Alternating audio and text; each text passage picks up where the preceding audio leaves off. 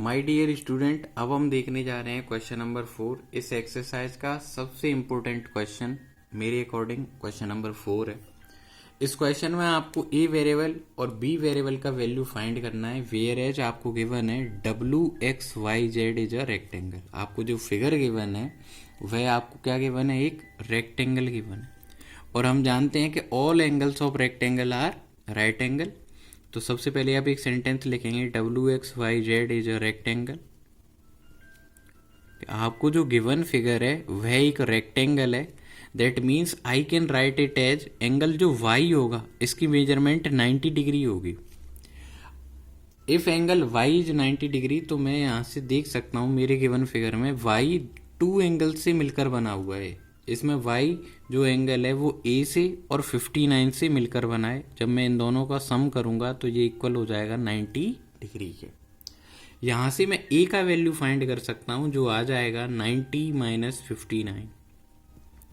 90 से मैं 59 को माइनस करूंगा तो आंसर आ जाएगा 31 डिग्री।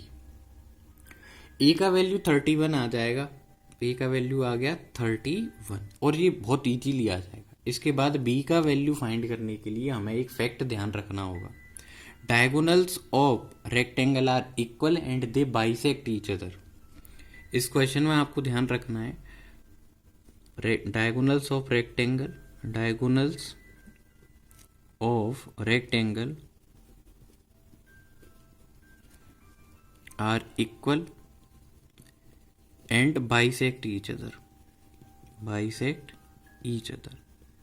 दैट मीन्स ये इक्वल लेंथ के होते हैं दोनों डायगोनल और एक दूसरे को हाफ करते हैं। दैट मीन्स यहाँ से जो UZ सेक्शन है वो इक्वल हो जाएगा UY के। अब आप बोलेंगे कि in triangle UZY if I can write it as UZ is equal to UY then angle, इसको मैं C यहाँ मेंशन कर देता हूँ, तो then angle A and C are equal. जो C की मेजरमेंट होगी वह भी क्या हो जाएगी, A ही हो जाएगी। इसके बाद मैं बोलूंगा by using exterior angle property, by using exterior angle property. तो मैं यहाँ से आगे इसको सॉल्व कर सकता हूँ। थोड़ी स्पेस कम पड़ रही थी तो मैंने साइड में कर लिया इसको। तो इसके बाद मैं बोल सकता हूँ कि in triangle UZY I can write it as angle B is equal to angle C plus angle A। और C और A का मेजरमेंट सेम है तो आप इन दोनों को सम कर देंगे तो ये हो जाएगा 2A। और जो एंगल B है वो 2A के इक्वल है और A का वैल्यू 31 है। जब आप इनका मल्टीप्लाई करेंगे तो आंसर आ जाएगा 62 डिग्री। अब आपके सामने एक छोटी सी प्रॉब्लम आ सकती है कि सर आपने B is equal to C plus A कैसे लिखा। तो आपको 7th क्लास में एक प्रॉपर्टी सिखाई जाती है, एक्सटीरियर जो एंगल होता है एक ट्राइंगल का exterior angle interior opposite angles के सम के इक्वल होता है। दैट मीन्स एंगल A जो होगा वो B प्लस C के सम के इक्वल होगा। इसी प्रॉपर्टी की मदद से इस फिगर के लिए लिखा गया है कि जो बाहर वाला एंगल एक्सटीरियर एंगल B बन रहा है वो A और C के सम के इक्वल होगा। C मैंने अज्यूम किया था इसलिए वहां मैंने लेट लिख रखा है।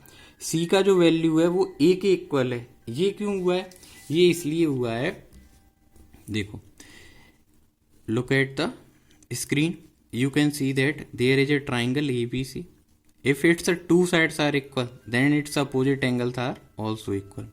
और ये प्रॉपर्टी भी आपको 7th क्लास में डिस्कस की हुई है। तो इस तरीके से आप इस क्वेश्चन को सॉल्व कर सकते हैं।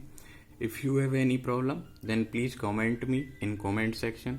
Please do like and subscribe my channel. Thank you for watching question number 4।